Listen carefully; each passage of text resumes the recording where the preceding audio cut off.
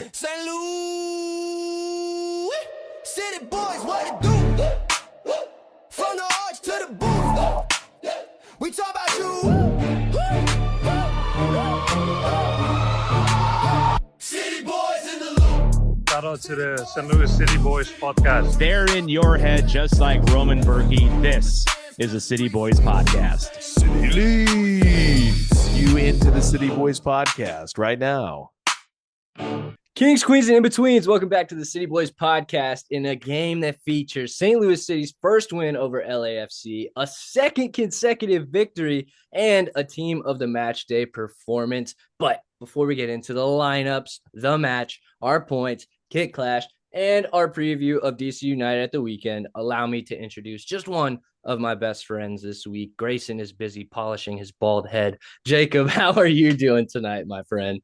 I'm doing good. I'm doing really good coming off the back of a historic W from St. Louis City SC. It has not been that long since you and I have chatted ball, so not a ton to update you on. I worked hard at work today. I ate food since the last time we talked. I hope and I so. watched St. Louis City play soccer. So we don't know how Grayson's doing, so I'll skip over him and ask you. How are Thank you? you, my friend? I'm doing pretty good. I was feeling pretty stoked on Wednesday because I was like, what a treat. St. Louis City match day in the middle of the week. It had kind of slipped my mind that we were playing one of the best teams in the West, and I'm thankful that it did because now we get to talk about our second win in like 5 days, dude. What is going on? It feels amazing. 3 out of the last 4. I mean, against MLS opponents right now, we are flying. 2 historic wins, our first away win on the year, and our first win at Dick's Sporting Goods Park. Now we come home to St. Louis, and it's our first win over LAFC. I mean, it's a good time to be a St. Louis City fan, Jacob. Yeah, I am going to live in this pocket of a good reality that we're in right now. Because as we know, being sports fans, these pockets tend not to last that long. So I'm going to ride the high today with you. And then I'll bear down before Saturday's matchup against who the fuck do we play on Saturday? DC. That's right, Jacob. I'm right there with you because if you zoom out just a little bit, you'll see that St. Louis City are still 14th in the West, but we don't need to talk about that right now. We can just worry about the 6 consecutive points that we have earned and get into this game against LAFC. Jacob, my friend, will you please take us through the lineups? I will take you through the lineups. A little bit more change since the last 11, where there was a little bit more change. One was forced in the center of the park, so no surprise there. But to all of the City Boys' happiness, there was one name excluded off of the roster entirely for this match. We'll let you guess who it is, but starting in the back in nets, Roman Berkey he was my vote for man of the match. I can see why Thomas Totland got it, but he was my vote for man of the match. Me too. A pretty typical back line. Dante Polvara, Timo Baumgartel, and then McNaughton sliding in at right center back with Yaziel Orozco at right wing back. Edu Leuven moving into that Chris Durkin spot next to Daniel Edelman in the double pivot with Thomas Totland out at left wing back with Marcel Hartle and Sangbin Jong in the double attacking mid / inverted winger, whatever terminology you want to come up with. And then Sergio Cordova, who was missing from our game against Colorado, is back in the starting 11. We did have some notable substitutions. So Orozco goes down almost like just after we score our first goal. So Rafael Santos has to come in the 10th minute for Orozco, pushing Thomas Totland to the right wing back position, man marking Denis Bouanga, and Santos would come in at the left wing back position. Simon Betcher subs on to start the second half. He subs in for Sangbin Jong, and Falu Fall comes in the 65th minute for Edu Leuven, and then Brendan McSorley in the 90th for Sergio Cordova. So 4 out of our 5 subs used.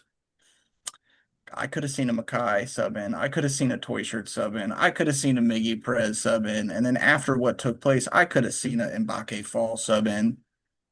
True. Yeah, You know some what I'm saying? interesting notes from this lineup, Jacob. There was one player missing that, since we don't need to talk about, he wasn't on the roster. Rafa Santos getting some pretty decent minutes in this match, which I really like to see. I got to be honest. Totland and Santos at the wingback positions looked very good. I was really impressed with Totland defensively, especially coming up Agreed. against Bouanga, one of the best wingers in the league. And honestly, I had my doubts. I was worried after Orozco went down because, in my opinion, he's one of our better 1v1 defenders. So Totland doing well in that position was real refreshing to see. And he did Also, well. he did do well. He did well attacking and defending. I really liked what I saw from Totland, and I hope that he retains that starting position. He is the player that earned a team of the match day performance after nabbing his goal on the night. He deserved it. Jacob, I also thought that Simon Betcher offered a little bit of something this game. We'll Something. dive into the performance, but he still is, in my opinion, best utilized as a super sub. The last note I have on our starting 11 is that this was probably Sergio Cordova's best game for St. Yeah, Louis that City. was my biggest takeaway from this 11. In the first half, when he was playing at the striker role, I saw some fire from him, but it was tough for us to get service to him with the pretty, all things considered, stout defense from LAFC with Nkosi Tafari and Aaron Long as their two center backs. They're very good, both big bodies. Aaron Long a little bit stronger than Nkosi Tafari, but Tafari makes up for it in giraffe length legs. Oh my God, it's ridiculous. But he did look really good when he slid out into the right attacking mid position when Betcher had come on. Really getting extremely wide and using his Yeah. pace and delivering crosses into the box. I have thoughts. Maybe he isn't our DP9 signing of the summer, but if I can see more performances like the second half of this game out of Cordova, I wouldn't hate him as an attacking mid option.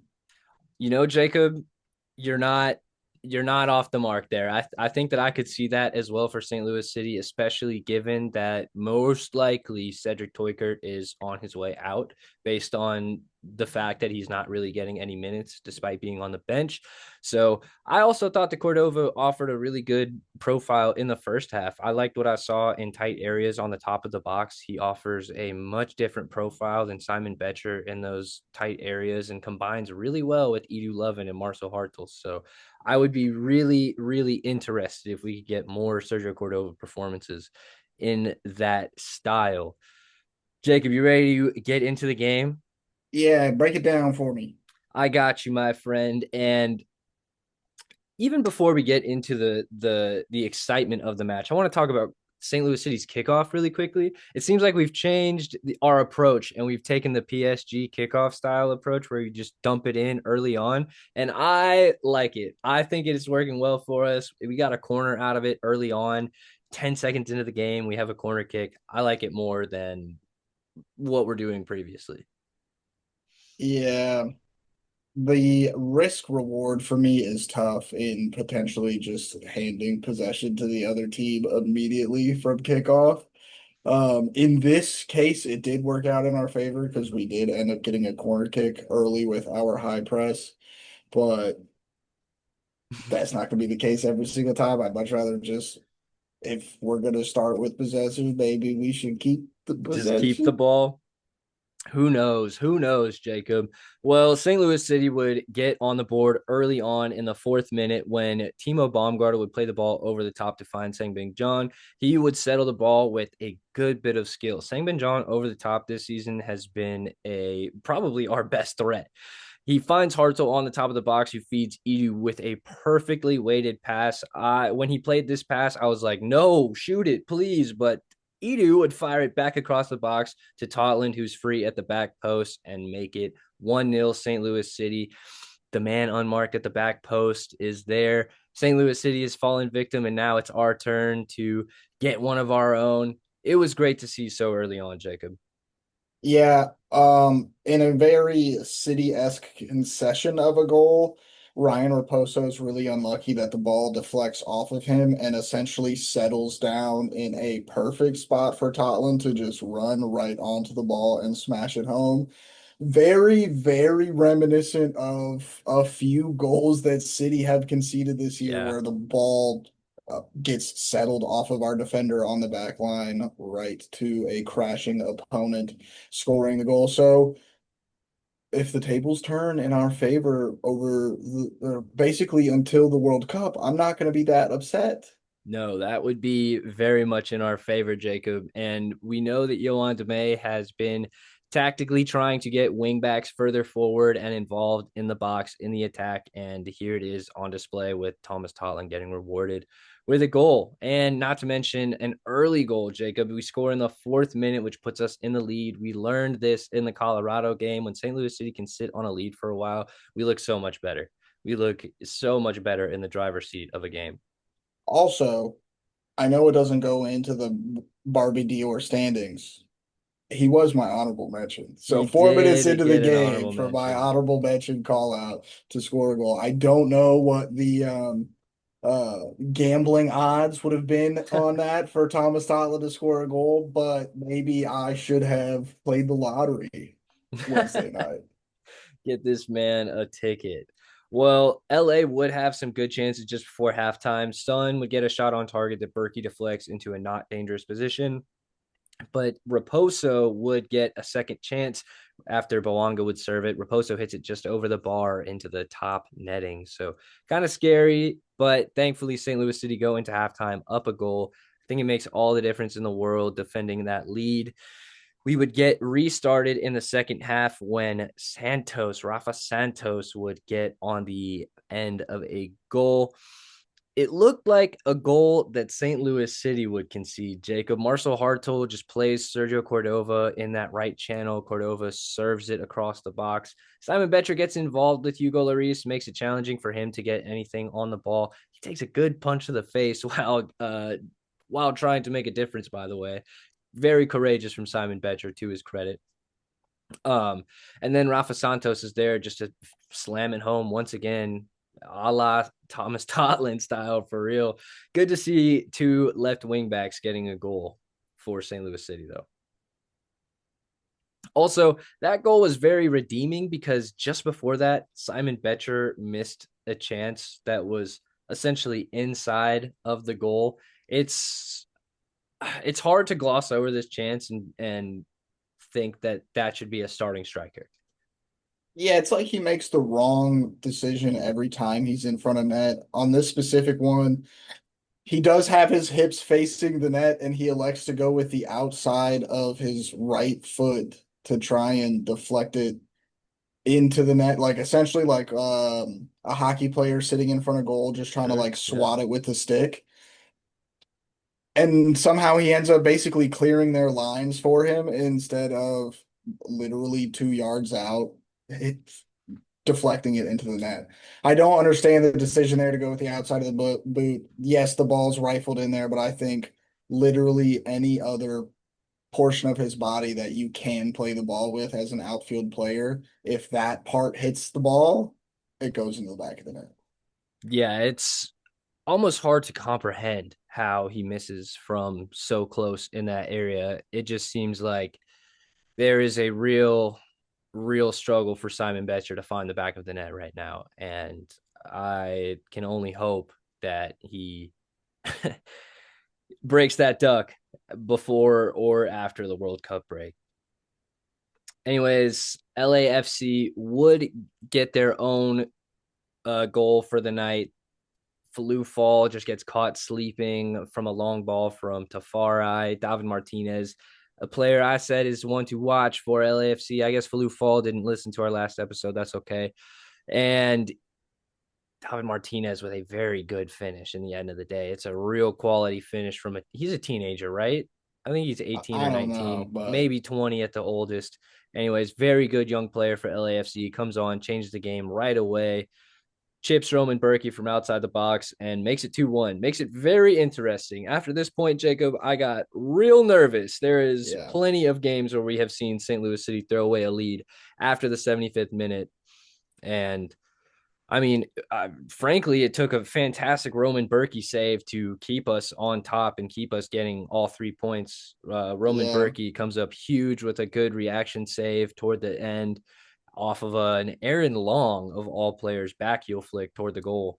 Very Zlatan-esque of Aaron Long in the box. Yeah, the great, probably not two names that you ever thought you'd mention in the same sentence.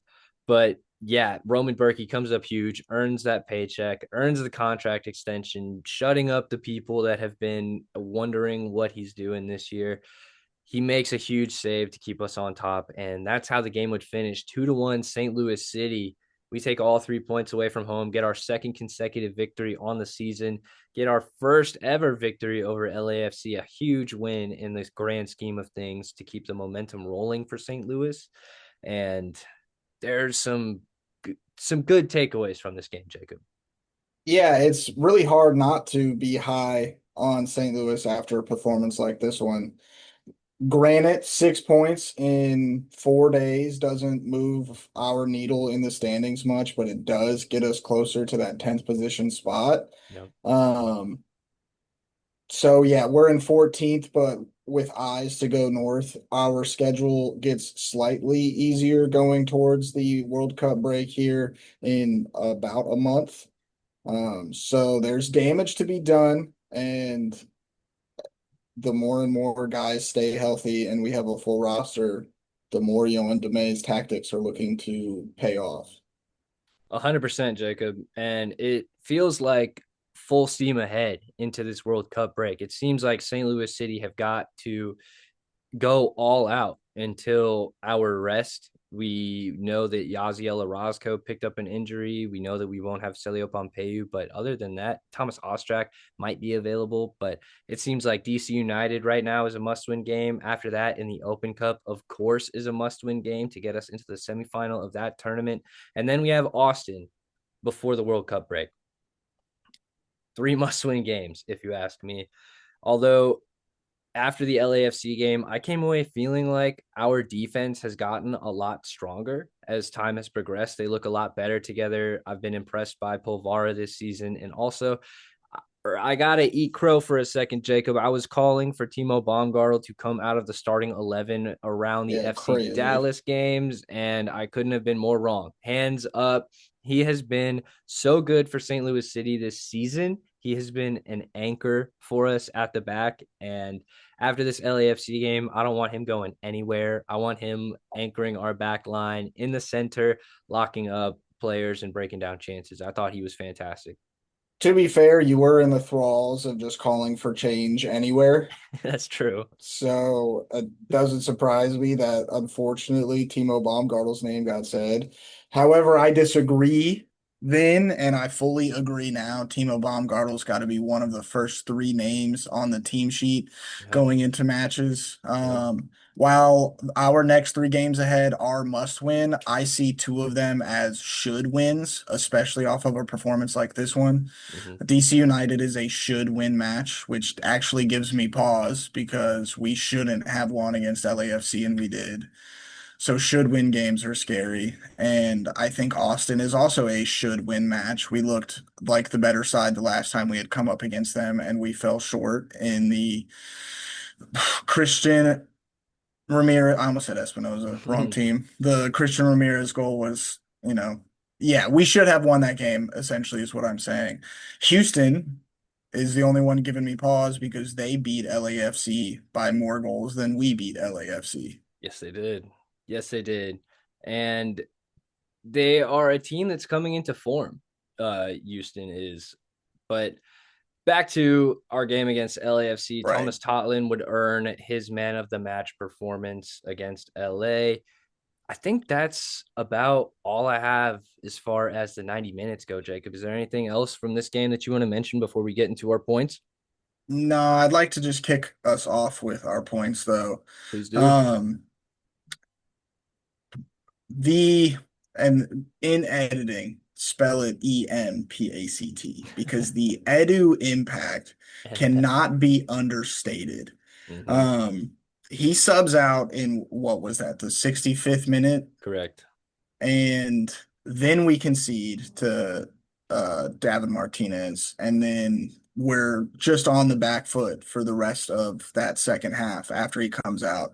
After, I wouldn't say controlling the game, because LAFC, it was a very good back and forth, but the entire team seemed more confident in the back and forth with Edu on the field.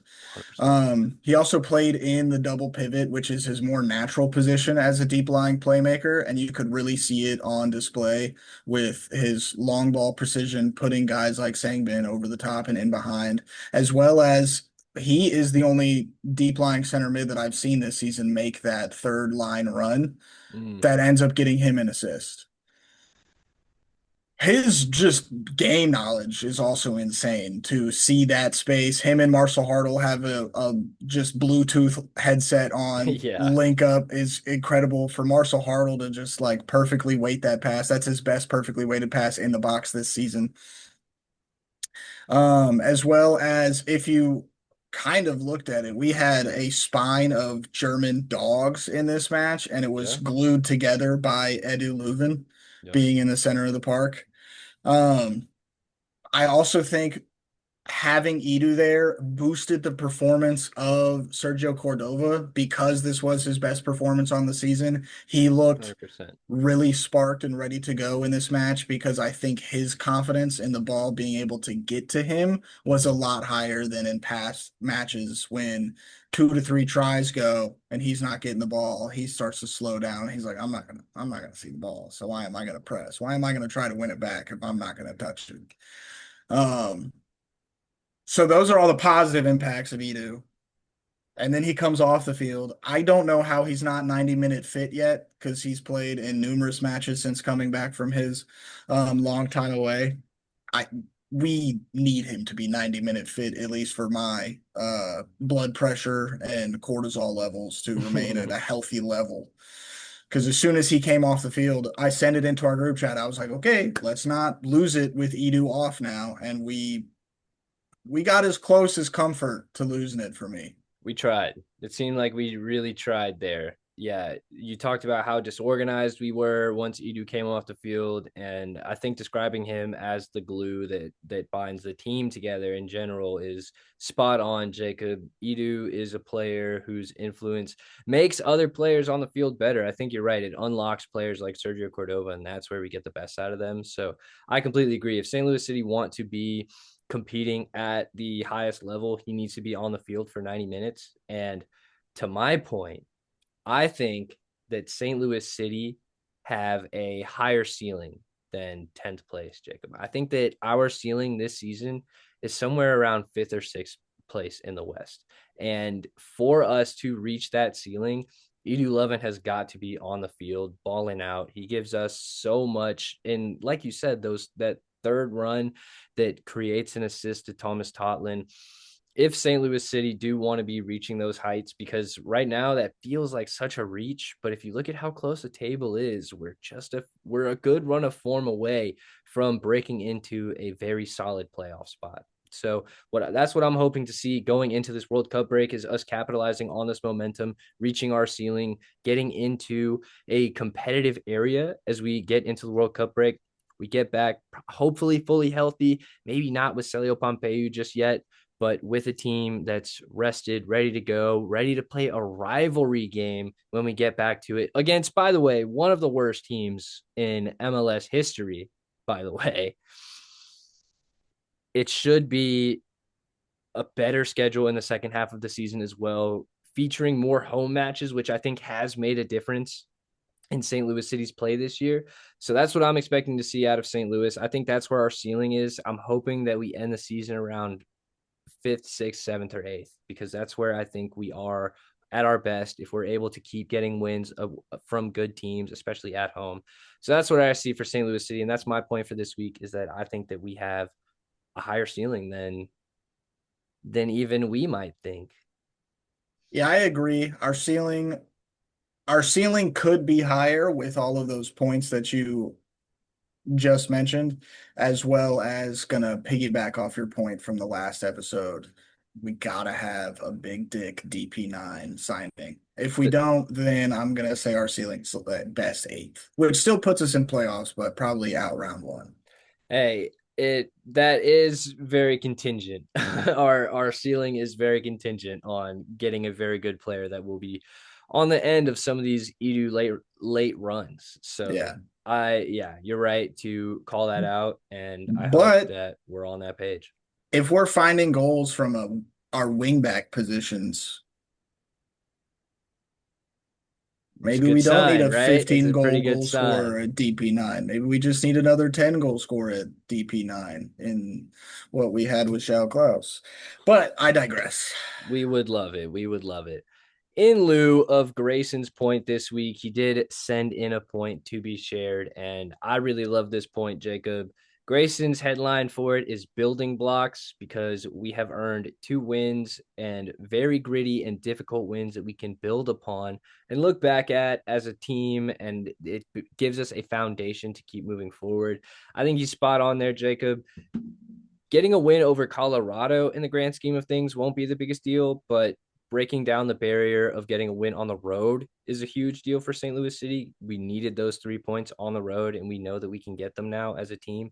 And now we know that we can beat a better team than us. LAFC on paper have more quality than us, and the subs that they brought on were so dangerous. I don't care how many Their games they subs played in a start month. at 28 of the 29 teams in MLS right now. Yeah, Jacob Schaufelberg was a starter on Nashville, and now he's not at LA. So they are such a good team, and for us to get a win at home is definitely a foundational win that, I think St. Louis City will look back on as the year trods on. Yeah, I agree with Grayson. This is a building block win. We went from winning ugly just a few days ago to winning less ugly. The last 15, 25 minutes of that match were god awful to watch. But that isn't a full 90 of god awful to watch, you know? That's right. So, And I would ooh, argue that the first goal that we scored was some beautiful team play, Jacob. yeah. That was one of our best team goals since St. Louis City's inception. Carving up a team like LAFC in the fashion that we did for that first goal really does put a spotlight onto the building blocks of everything that DeMay's been working on over the last few months, alluding to getting wingbacks into the box, third man runs. We just haven't necessarily had the quality on the pitch yet to do so. And we're victims of it too. We've been getting, antsy and frustrated with not having the quality and wanting to point fingers at who's to blame. Unfortunately, Simon Betcher has come on a lot of the end of that finger pointing, but he only got talked about once tonight. It's If we'd progress, have right? lost this game, we probably would have talked about him like 5, 6 times. It's baby steps. It's baby steps. So we'll take it where we can get it. That's, I think, a pretty solid 3 points for St. Louis City and a pretty solid 3 points for the City Boys as well. It feels really good feeling optimistic after a game, as well as having positives to draw from a game. Holy cow. I think we have scraped the bag dry of finding 3 points Yeah. in losing games. So I'm glad to get into the finding a point off of a win bag. Well, Jacob, it's time to ring the bell and get LAFC out of here. It's Kick Clash time. Ding, ding, Bing, ding, bing, ding. bing, bing, bing. Fortunately for us, Jacob, I believe we played LAFC in their black and gold kits when we went to LA early on this season. So we have already rated this kit. I think we can just let a rating rip real quick and move right along. What do you say? Yeah, I don't remember what I said, but it's still a fire kit. So probably somewhere between the 8 and 9.5 range is where I put it. So we'll go right in the middle at 8.75. Oh, wow. Throwing in a second decimal there for funsies. I will also go for a pretty high rating and go for a 9 because this kid is just oozes pure class. Great Gatsby vibes from this jersey. And Grayson's rating is right here. That's a special one for our YouTube watchers.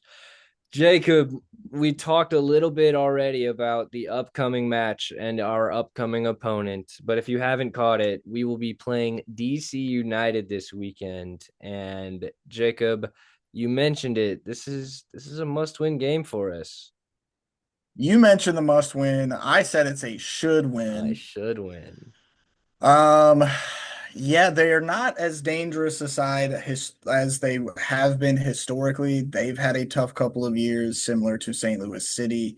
Where do they sit in the table right now? Do you have that? Oh, well, let me pull it up. Let me pull it up. But in the Who's meantime, I can faster? tell you that Who's they got faster? a loss at home to the Chicago Fire, which Oh, puts them at DC seventh United is in in the table seventh. in the East. So they're kind of sitting decently. That's where I could imagine St. Louis City being in the table when we sneak a W.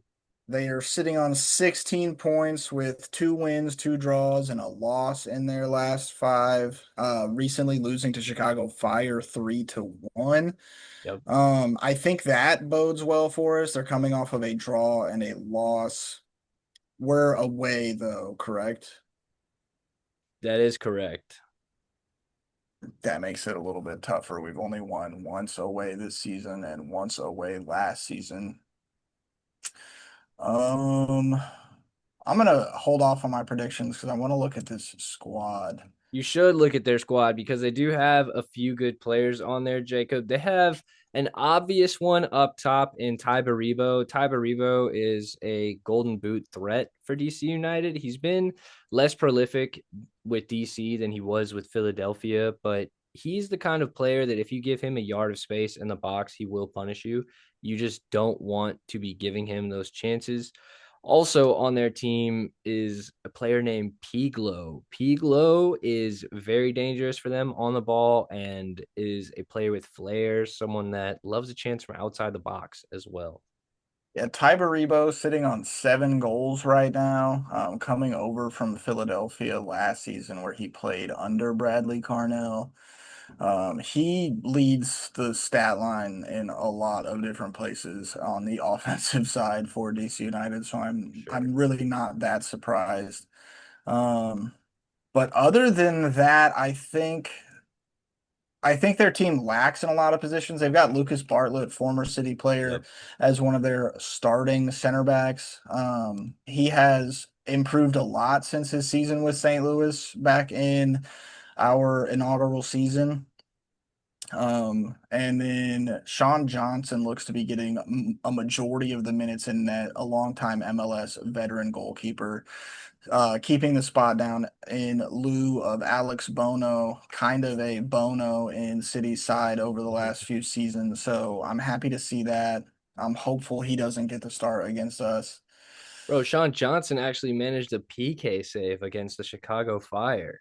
So That's nuts. old but gold in net for DC.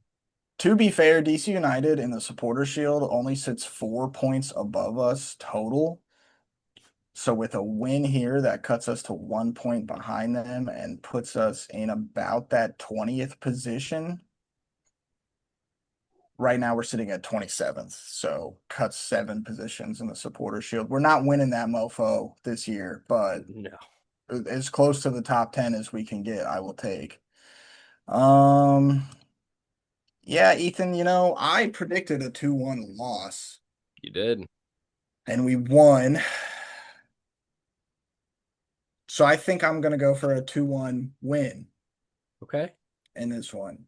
I honorable mentioned him, and I feel it's only right that I run him back.